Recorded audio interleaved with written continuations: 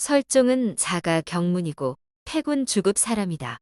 오록에 이르길 그의 선조제의 맹상군은 서로에 봉해졌다. 진이 육국을 멸망시켜 재산은 소홀해졌고 자손들은 분산됐다.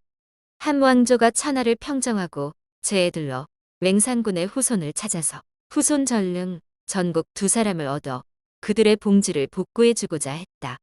전릉, 전국 형제는 서로 양보하며 받지 않다가 곧 떠나서 주급에 가서 일가를 이루었기에 마침내 설을 시로 삼았다. 전국에서부터 설종까지 대대로 주, 군을 관장하며 저명한 성이 됐다. 설종은 어려서 경하게 통달했고 글을 짓는데 훌륭해 뛰어난 재주를 가졌었다. 어린 시절 종족 사람을 따라 교주로 난을 피해왔고 유희로부터 학문을 배웠다. 사섭이 손권에게 의지한 후 설종을 불러 오관 중랑장으로 임하고 학포와 교지의 태수를 지냈다. 당시 교주의 토지가 막 개발되기 시작할 때인데 자사 여대가 병사들을 이끌고 나아갔다. 설종은 그와 함께 행동하여 바다를 건너 남쪽으로 토벌의 고진까지 갔다. 임무를 끝마치고 도성을 돌아와 알자부계를 겸임했다. 서쪽의 사자 장봉이 손권 앞에서 상서 감택을 조롱했지만 감택은 답할 수 없었다. 설종은 자리를 떠나 사자에게 술을 주고 술을 권하는 기회를 이용해 말했다. 촉이란 글자는 무엇입니까? 견자가 있으면 독이 되고 견자가 없으면 촉이 되며 눈이 옆으로 있고 몸을 구차하게 하니 벌레가 뱃속에 있군요. 신송지가 여러 판본을 보니 구신을 구신이라 쓴 경우도 있는데 생각하기론 이미 눈을 가로로 놓다라고 했으니 몸을 굽힌다는 구신으로 해야 한다. 장봉이 말했다. 당신의 나라 오란 글자에 대해서도 분석해야 마땅하지 않습니까? 설종은 이에 소리내어 답했다. 입이 없으면 하늘이 되고 입이 있으면 우가 됩니다. 군주가 만방에 군림하며 천자의 수도가 됩니다. 그러자 좌중에 있던 자들은 기뻐 웃었고 장봉은 대답하지 못했다. 설종의 생각이 민첩한 것은 모두 이러한 유형이다. 방표전에 이르길 비위가 오나라의 사신으로 왔는데 폐하를 만나고 공경 대신들이랑 같이 자리에 앉아서 술자리를 열었다. 비위는 제갈각과 서로 농담을 주고받았는데 나중에는 오화촉의 글자까지 미쳤다. 비위가 물었다. 촉의 글자는 어떻습니까? 제갈각이 대답했다. 수가 있으면 탁이요, 없으면 촉이 됩니다. 눈목이 누워있고 몸은 꾸부정하고 굽어있고 벌레가 그 몸속에 들어있는 모습입니다. 비위가 또다시 물었다. 오글자는 어떤가요? 제갈각이 대답했다. 입구가 없으면 하늘천이고 있으면 오입니다. 아래쪽에 창해를 아우르고 있으니 천자의 수도라는 것입니다. 이는 본전에 나온 이야기랑 다르다. 여대가 교주에서 불려왔을 때 설종은 여대의 후임자로 적합한 자가 없음을 걱정하며 상소를 올렸다. 옛날에 황제수는 남쪽을 순시하는 도중 창호에서 죽었습니다. 진은 계린군, 남해군, 상군을 설치했습니다. 이렇게 한즉 4개의 군국은 중앙 정권에 귀속되었고 지금도 여전히 이와 같습니다. 조타는 번우에서 일어나 백월의 군주를 어루만져 항복시켰는데 주관 남쪽 지역입니다. 황무제는 여가를 주살하고 9군을 열고 교지자사를 두어 진모하고 감독했습니다. 이러한 토지는 산천이 요원하고 습속에 통일되지 않았으며 언어가 서로 같지 않아 중복 번역을 거쳐야 비로소 통합니다. 백성들은 마치 금수 같고 어른과 어린이의 구별이 없으며 머리는 정수리에 묶고 맨발로 걷고 머리에는 띠를 두르고 옷서픈 왼쪽으로 하고 장리를 설치하여 비록 있어도 마치 없는 것 같습니다. 이 이래로 중국의 죄인을 대량 옮겨 이들 사이에 섞여 살도록 하여 점차로 그를 배우도록 하여서 조력하게나마 언어를 알게 했으며 사자나 영마를 왕래시켜 예의와 교화를 보도록 했습니다.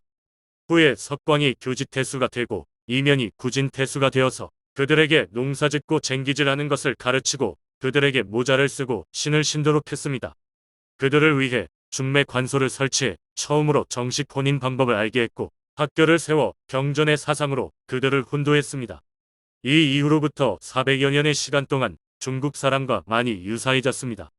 그러나 신이 과거 나그네의 신분으로 이곳을 방문했을 때 주에서는 주나 현의 결혼을 제외하면 모두 8월이 되어야만 호적에 들어가게 되었습니다. 백성들은 모임 때마다 남녀가 자연스럽게 서로 몸을 허락하여 곧 부부가 되고 부모도 이것을 제지할 수 없었습니다.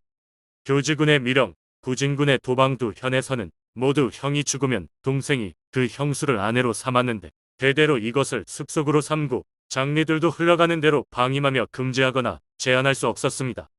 일남군에서는 남녀가 알몸을 하고도 부끄럽게 생각하지 않았습니다. 이를 말로 표현하자면 그들은 들짐승으로 단지 인간의 얼굴을 하고 있을 뿐이라고 할 수 있습니다. 그러나 이곳의 땅은 광활하고 인구가 많으며 지세는 험준하고 살림은 좋지 못해 이 조건을 이용하여 소란을 일으키는 일은 쉽지만 이들을 다스리는 것은 어렵습니다. 현의 관리들은 그들을 통치하면서 국가의 법령을 보여주어 명령에 복종하도록 하고 농가의 조세와 부역은 재단하여 취하고 함께 분별해야 합니다. 가장 중요한 것은 먼 곳의 진귀한 보물, 유명한 진주, 향기나는 약초, 상아, 무소불, 바다거북, 산호, 유리, 앵무, 비치, 공작, 기이한 물건을 내오도록 하여 진귀한 장신구를 가득 채우는 것이지 그들을 억눌러 부세를 받아 중국을 이롭게 할 필요는 없습니다. 그러나 부주 밖에 있는 지역의 관리 선발에 있어서는 대체로 엄정하지 못합니다. 한나라 때 법령이 느슨해 관원들의 대부분이 자연스럽게 방자해져 여러 차례 법령을 위반했습니다. 주해군이 피폐하게 된 것은 장리들이 그곳 사람들의 두 발이 아름다운 것을 보고 그것을 잘라 취해서 가발을 만들었기 때문입니다. 신이 본 것으로도 남해의 황제가 일남태수가 되어 임지에 도착해서 수레에서 내리자마자 준비한 것이 풍족하지 못한다며 주부를 죽였는데 이 때문에 사람들이 달아났습니다. 구진태수 단맹이 장인 주경을 위해 주인이 되어서 고급 관리들을 초청하였을 때도 감미로운 음악이 연주되자 공조 번음이 일어나서 춤을 추며 주경에게도 청했는데 주경이 일어나지 않자 번음이 강제로 시키려고 하였으며 단맹은 분노하며 몽둥이로 번음을 때리도록 하여 군의 관부 안에서 죽게 했습니다. 번음의 동생 번묘가 병사들을 이끌고 관부를 공격하여 독이 묻은 화살을 단맹에게 쏘았으므로 단맹 또한 죽었습니다. 교지태수 사섭이 병사를 파견하여 번묘를 토벌하려고 했지만 끝내 승리할 수 없었습니다. 또 옛날 차사였던 회계의 주부는 고향 사람 우포, 위원의 무리들을 분별하여 장리로 삼았는데 그들은 백성들을 침해하고 학대하고 백성들에게 강제로 세금을 걷었으며 황어 한 마리에 쌀 한 석을 걷었으므로 백성들은 원망하고 반란을 일으켜 산적들과 함께 나와서 주를 공격하고 군을 침범했습니다. 주부는 바다로 달아나 들어갔다가 표류하다 죽었습니다. 그 뒤를 이은 남양의 장지는 형주목, 유표와 틈이 벌어져 있었는데 그의 병력은 약했지만 적의 병력이 강하였으므로 해마다 군대를 일으켜 장수들은 이를 매우 싫어하여 뜻대로 가든지 머물든지 했습니다. 장지는 조금씩 정근해 나갔지만 위엄과 무용이 부족했기 때문에 부하들에게 능멸과 모욕을 당했고 결국은 살해되었습니다. 그의 뒤를 이은 영릉의 늘공은 이전의 무리들 가운데 인자하고 근신했지만 당시의 일에 받지 못했습니다. 유표는 또 장사의 우거를 파견하여 창호태수로 임명했습니다. 오거는 무사로서 경솔하고 사나웠으므로 뇌공의 신임을 받지 못했습니다. 그는 뇌공을 원망하고 한을 품더니 쫓아냈으며 뇌공은 보절에게 구원을 요청했습니다. 이때 장신의 옛 장수였던 이호, 전박의 무리가 오히려 많았기 때문에 보절은 하나씩 순서대로 조치해 나갔습니다. 이렇게 하여 기강이 비로소 안정되었는데 마침내 중앙으로 불려 나가게 되었습니다. 여대가 도착한 후에는 사시에 변란이 있었습니다. 월에 군대가 남쪽으로 나아가 반란군을 평정하는 날 장리들을 바꿔 배치하여 천자의 법령을 드러내고 위풍을 만리에 도했으며 크고 작은 곳이 모두 교화를 받았습니다. 이를 통해 말하면 변방 지역을 안정시키기 위해서는 확실히 적절한 사람이 있어야 한다는 것입니다. 주목의 임명에 있어서는 마땅히 청렴하고 유능한 자를 선발해야 하는데 그 까닭은 변방 지역에서는 화와 복의 차가 더욱 심하기 때문입니다. 오늘날 교주는 비록 명목상으로는 평정되었지만 여전히 고영군에는 오래된 도적이 있으며 남해, 창호, 울림, 주관 네 군의 경내도 아직 안정되지 못하여 여전히 도적들이 활동하고 있고 전적으로 반란을 일으키고 도망친 자와 법을 어기고 달아난 자가 모이는 곳이 되었습니다. 만일 여대가 다시 남쪽으로 오지 못한다면 새로 부임하는 자사는 응당 정밀함을 갖추어야만 8개 군을 제어할 수 있을 것이고 지략과 지모를 갖추어야만 점점 접근하여 고량군의 사람을 징치할 수 있을 것입니다. 그에게 권위와 총애를 주고 강대한 세력을 빌려주고서 탁월한 성과를 요구하면 여대의 빈자리를 메울 수 있다고 기대합니다. 만일 단지 평범한 사람을 임명하여 목전에 일반 규칙만 고수하고 기묘한 책략이나 비범한 기술이 없다면 무리를 이루고 있는 나쁜 사람들은 나날이 발전하고 오랫동안 반드시 해로움이 될 것입니다. 그러므로 국가의 안위는 임용된 사람에게 있으니 이 점은 살피지 않을 수 없습니다. 저는 사사로이 조정해서 자사의 선출을 홀시할까 걱정되었기 때문에 감히 어리석은 감정을 다하여 천자의 생각을 넓히려는 것입니다. 황룡 3년 건창후 손녀가 진군대장군으로 임명되어 반주에 주둔했으며 설종은 장사로 임명되어 밖으로는 각종 사무를 관장했으며 안으로는 병전이나 전적을 전수했다. 손녀가 세상을 떠나자 설종은 궁궐로 들어가 적조상서를 겸임했으며 상서부갸로 승진했다. 당시 공손년이 추앙한 후에 또 반란을 일으키자 손권은 매우 화가 나서 자신이 직접 정벌에 나서려고 했다. 설종이 상소를 올려 간언했다. 무릇 제왕이란 만국의 원수이며 천하의 운명이 걸려있는 바입니다. 이 때문에 머물 때는 문을 몇 겹으로 설치하고 탁을 쳐 뜻밖의 변고에 대비하고 행동할 때는 길을 깨끗이 하고 속도를 조절하여 위험스런 기세를 형성합니다. 이와 같이 하는 이유는 온전한 복을 보존하여 사회의 미심을 진모하기 위해서입니다. 옛날에 공자께서는 병이 났을 때 뗏목에 실어 바다로 띄워 보낸다는 말에 기탁했는데 계유는 듣고서 기뻐했고 공자는 제목을 취할 곳이 없음으로써 그를 거절한 것입니다. 한원제가 누선을 타려고 하자 설광덕은 목을 베어 피로 수레를 물들이기를 청했습니다. 무엇 때문이겠습니까? 물과 불은 가장 위험한 것이므로 제왕이 당연히 접촉해야만 되는 것이 아니기 때문입니다. 속담에서 천금 같은 아들은 마루에 앉히지 않는다 고 했습니다. 하물며 대국의 군주야 어떠하겠습니까? 지금 유동에는 이음과 맥의 작은 나라가 있고 성이나 연못의 견고함과 방어하는 방법도 없으며 우기는 예리하지 않고 군대는 개나 양처럼 규율이 없어 가기만 하면 반드시 승리할 것이니 확실히 영명한 조서와 같습니다. 그러나 그 지방은 춥고 척박하여 곡식이 자리지 못하며 백성들은 말타기가 습관화되어 규율 없이 왕래하고 있습니다. 이들은 갑자기 대군이 도착했다는 말을 듣게 된다면 스스로 저항할 방법이 없다고 판단하고 깜짝 놀란 새나 짐승처럼 먼 곳으로 달아나 사람 한 명, 말 한 필도 볼 수 없게 될 것입니다. 비록 빈 땅을 얻는다고 하더라도 지켜서 이익이 없으므로 이것이 출정하면 안 되는 첫 번째 이유입니다. 게다가 또 흐르는 물이 깊고 넓고 성산에 험난한 곳도 있으며 바다의 항해에도 일정함이 없고 풍랑을 면하기 어려워 순식간에 사람과 배는 특이한 형사를 만나게 됩니다. 비록 요순의 덕행이 있을지라도 지모는 사용할 곳이 없으며 맹문과 하육의 용맹이 있을지라도 역량을 펴지 못할 것입니다.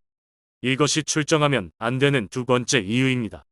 게다가 짙은 안개가 하늘을 가득 덮고 있으며 바닷물이 땅 속에서 증발하여 사람들은 쉽게 종기가 나 서로 전염시킵니다. 바다를 건너는 자로서 이 질병에 걸리지 않는 자는 드뭅니다.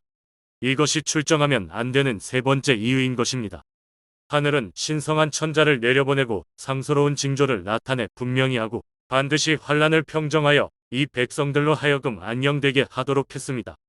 눈앞에 길한 징조는 나날이 모여들고 있으니 천하는 장차 평정될 것이고 천리를 거스른 자나 포악한 자의 멸망은 가까이 있습니다. 중국이 하나로 평정되면 요동은 자연스럽게 멸망할 것이니 단지 손을 잡고 기다릴 뿐입니다. 지금 필연적인 규율을 위배하면서 지극히 위태로운 험난함을 찾고 구주의 안정을 홀시하고 하루아침에 분노를 발설하는 것은 국가의 중대한 계책이 아니며 또 창업 이래 일찍이 있은 적이 없던 것입니다.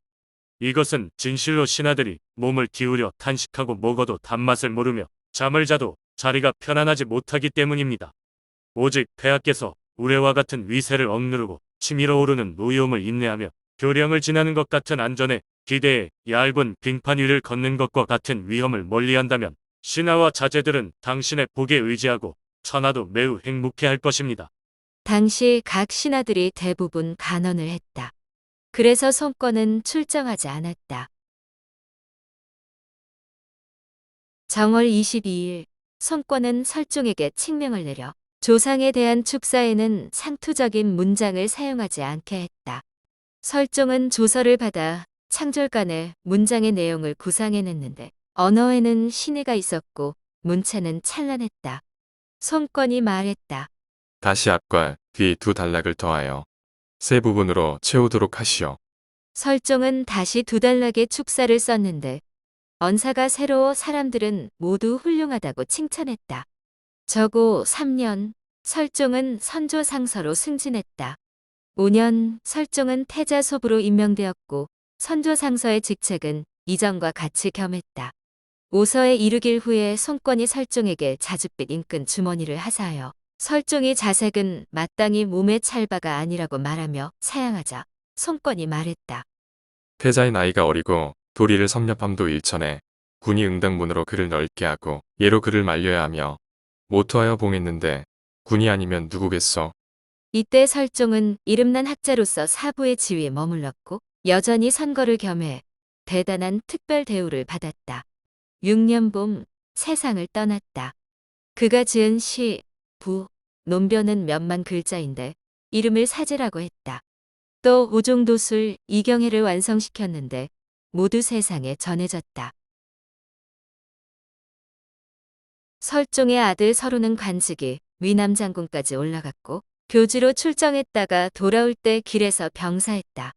한진 춘추에 이르기 손휴 시절에 서로는 오관 중랑장이 되어 청나라의 말을 구하러 갔다가 되돌아왔다. 손휴가 청나라의 정치 상황을 묻자 대답했다. 주군은 어둡고 어리석어 자기 잘못을 모르고 신하들은 보신에 급급해하고 조정에 들어와서도 정론을 들으하려 하지 않고 그 땅의 촌야를 지나가도 백성들의 표정에는 굶주린 모습입니다. 신이 듣기론 처마 끝에 사는 제비부자가 자신들의 안전을 즐기고 있을 때 돌연히 마룻대가 타오르기 시작했지만 제비는 마음이 들뜬 채로 재난의 도리를 깨닫지 못했다 하는 이야기를 들었습니다. 바로 이것이 아닐까 합니다.